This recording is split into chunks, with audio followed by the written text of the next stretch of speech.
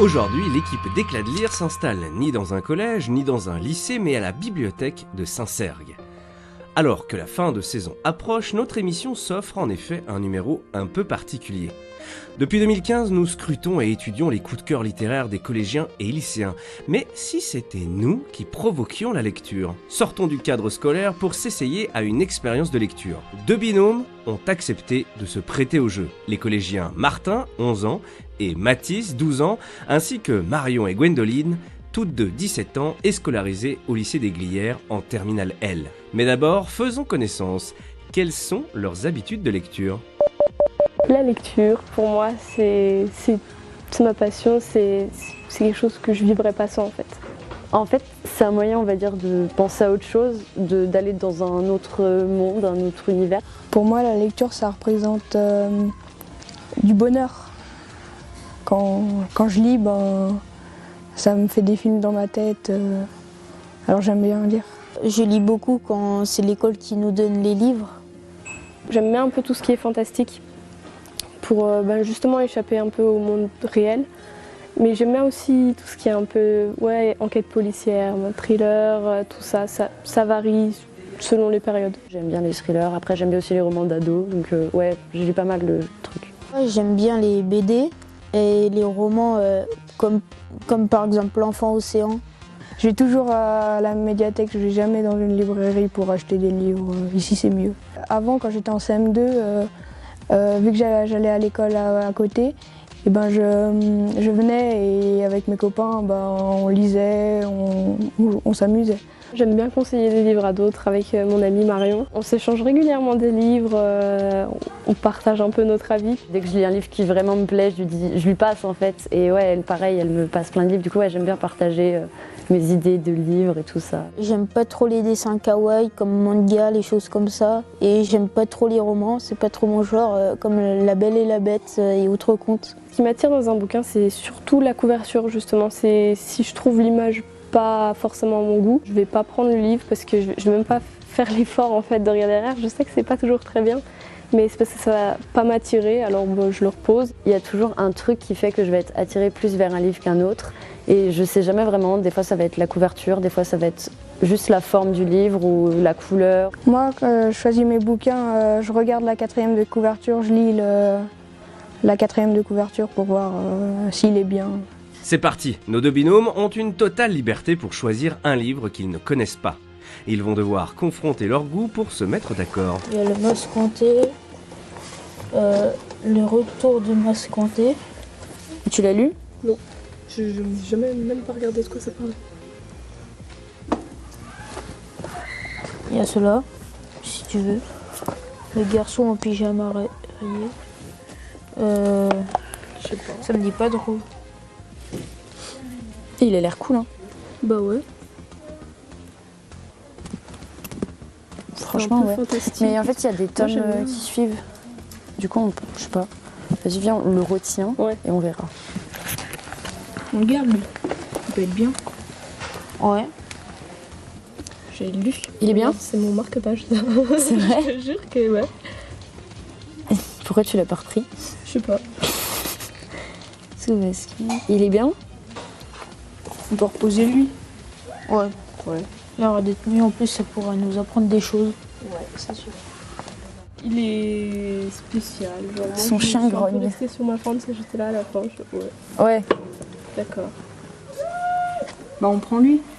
Ouais, je pense. Ouais. Il est bien. Regarde. Lui? Moi j'aime bien lui. Je le trouve, je pense qu'il peut être intéressant. Alors, dans quelle lecture se lancent nos 4 participants? Voilà. Merci beaucoup. Bonne lecture. Merci. Qui c'est qui le commence? Moi. Ok.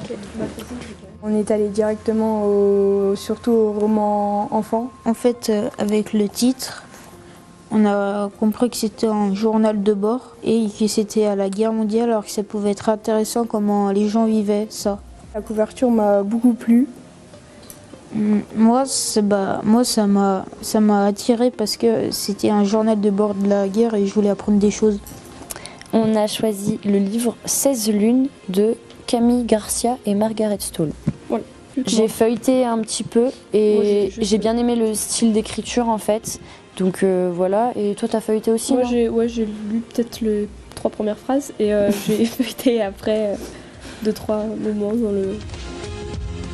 Notre binôme de filles a porté son choix sur 16 lunes, un roman d'un genre bien particulier aux États-Unis, le Southern Gothic, sous-genre du fantastique caractérisé par la récurrence de certains thèmes souvent surnaturels.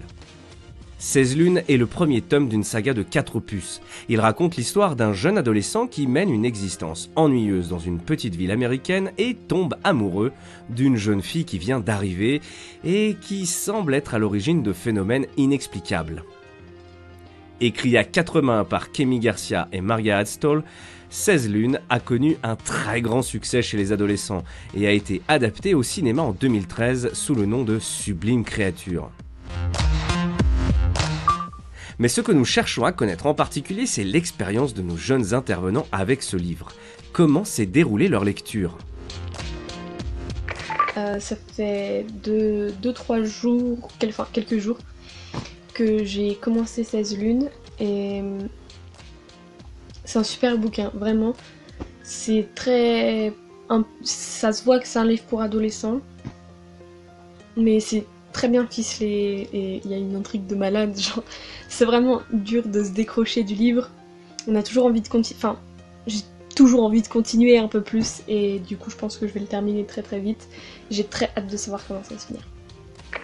Là je suis à peu près au milieu du livre, donc je suis à la page 301 et il est très bien, j'ai beaucoup accroché, les personnages sont très attachants. Et il est très entraînant en fait, donc il y a plein de rebondissements, mais on le lit très facilement, du coup j'accroche beaucoup et c'est un livre qui me plaît beaucoup. 2 semaines plus tard, retour à la médiathèque pour en savoir plus et surtout connaître leurs avis. De notre côté, pour conserver un regard intergénérationnel, nous avons demandé à Françoise, habitante de Saint-Cergue depuis 40 ans, de lire ce même livre pour nous donner son ressenti. C'est une agréable surprise en fait, je m'attendais pas trop à ça et du coup non, ça m'a plu. Je l'ai lu pendant les vacances, du coup j'ai pu le lire toute la journée. Du coup c'était bien, c'était très bien. C'est assez adolescent, j'ai trouvé.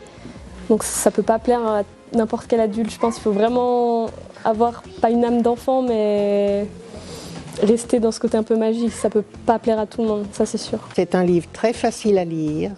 On retient facilement les personnages, ce que je trouve important. Il y a une pointe d'humour entre 2 collégiens, une amitié et bien entendu un grand amour d'un collégien avec une jeune fille qui est mystérieuse. On ressent beaucoup de stress parfois pour les personnages, on s'y attache beaucoup. Enfin, on ne sait pas trop ce qui va se passer et on se dit est-ce qu'ils vont y arriver, donc on continue en espérant qu'on aura une réponse très vite. Il m'a plu, il est mystérieux, il y a beaucoup de mystère, beaucoup de suspense. Moi j'ai bien aimé. Les personnages sont très bien décrits aussi, ils sont très attachants, on les comprend bien, enfin, on se met dans leur situation alors qu'on ne peut pas forcément parce que c'est des trucs qui ne nous arriveraient pas forcément. C'est pas souvent qu'on aime un personnage comme ça dans un livre. Il y a quand même des pointes d'humour qui donnent quelque chose à ce livre de fantastique. Il est beau, il est beau à lire, on est content quand on le lit après, quand on le ferme, on se dit ah c'était un beau livre. Donc ouais, il est beau. Quand je l'ai refermé, je me suis dit attends, c'est quoi? J'ai même rouvert, je refermais puis je rouvrais, ça ne peut pas se terminer comme ça. Et je suis allée même lire le résumé sur internet. Je l'ai relu tout à l'heure, je suis arrivée à la bibliothèque, on est arrivé, on a lu derrière, on a fait oh là là. C'est vraiment, quand on l'a refermé, voilà, c'est ce que j'ai dit, oh là là, comme ça. Elle l'a fini, je pense qu'elle l'a fait à la seconde, elle m'a envoyé un message genre j'ai fini. Et puis on s'est appelé, on s'est dit ah t'as vu ce moment, ah et puis moi j'aime trop ce personnage, ah et puis lui il est vraiment cool et tout ça. Et du coup on était assez euphoriques et ouais du coup c'était un beau partage on va dire. Je trouve que c'est un livre qui est quand même à part. J'ai beaucoup lu de livres de fantasy et celui-ci il est spécial. Partager des livres, c'est un des plus beaux trucs dans le fait de lire, c'est de pouvoir partager les opinions, comparer les personnages préférés, les moments préférés. Et du coup, ça fait voir le livre d'une autre façon aussi. La première chose que j'ai fait quand je l'ai fini, c'est c'est fini, on peut en parler. Et ouais, on a tout de suite parlé, ce personnage, ouais, il est super bien, t'as aimé, ouais. Pour la jeunesse, je trouve ça très joli. Du côté de notre binôme de garçons, cette fois c'est au journal d'Adèle que nous allons nous intéresser. Celui-ci débute le 30 juillet 1914 et va retracer la vie, les espoirs, les craintes et les secrets d'Adèle durant toute la tourmente de la Première Guerre mondiale. Les années passent au rythme des travaux, du front et des tragédies, alors que la courageuse Adèle rêve de devenir institutrice dans un monde meilleur. Ce journal intime, fictif mais poignant, s'inspire du véritable récit autobiographique de Émilie Carle, Une soupe aux herbes sauvages, paru en 1977. L'auteur du journal d'Adèle, Paul Dubouchet, enseignante de philosophie, est coutumière des récits aux trames historiques, que ce soit sous l'occupation armée ou les révoltes populaires. Le journal d'Adèle a reçu le prix du roman historique, un petit Renaudot et un prix de l'Académie de Versailles. Je dois chuchoter parce que y a mon frère et ma soeur qui dorment. Mais là, je suis sur un passage que je viens de lire. Et c'est Adèle, en fait, la vie. Elle est tombée amoureuse de son filleul. Et c'est joyeux parce que moi, j'aime bien les histoires comme ça. Et là, parce que ça le fait repenser à son frère qui est mort. Alors, c'est bizarre. Parce que elle dit, j'ai bien peur d'être amoureuse. Et en plus, elle a la joie. Donc, c'est rigolo. Je suis triste car il y a ses deux frères. Il y a un de ses frères qui est mort et son autre qui a perdu une jambe et son autre père est mort à la guerre.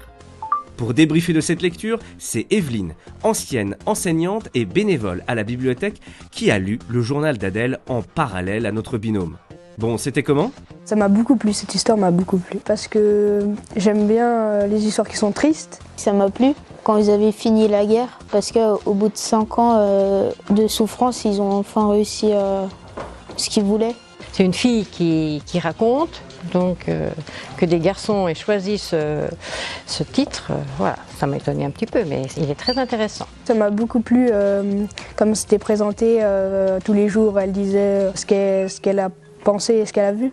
C'était bien présenté pour le journal de bord. Pour moi, ce qui m'a ému, c'est après que finalement, il y a eu des tas de morts, ils ont souffert, mais après, il y a quand même la vie qui est là. Voilà. Il faut vivre, ils sont obligés de vivre. J'ai ressenti la tristesse et des fois la joie, parce que quand c'est la fin de la guerre, c'était joyeux. Elle explique bien, elle raconte bien sa vie. C'est pas, je vais trouver un mot, c'est pas gnangnan, c'est pas pleurnichard. C'est un bon livre parce que ça s'est vraiment passé, alors ça peut nous apprendre des choses. J'ai appris les fioles de guerre, qu'est-ce que c'était. Et j'ai aussi appris que c'était très dur de vivre en ville, comment vivaient les gens à l'époque. J'ai appris que en temps de guerre c'était difficile à vivre parce qu'il n'y avait pas beaucoup de nourriture. Les soldats ils venaient tout prendre. Je trouvais que c'était agréable à lire, voilà. Parce que voilà, ça se lit facilement. Et je pense que pour les garçons, ils vous le diront, c'est facile à lire. C'est une lecture agréable. Quand j'arrivais à la fin, j'avais pas envie que l'histoire ça finisse parce que j'avais envie de continuer une autre histoire du même genre. Ça m'a donné envie de lire d'autres bouquins similaires. Il était bien, mais il n'était pas assez long. Et il était bien ce livre. C'était super bien. Éclat de lire, c'est déjà fini pour aujourd'hui et le mois prochain, on reste à la médiathèque de Saint-Sergue pour le dernier épisode de cette saison 3. D'ici là, lisez, commentez, partagez.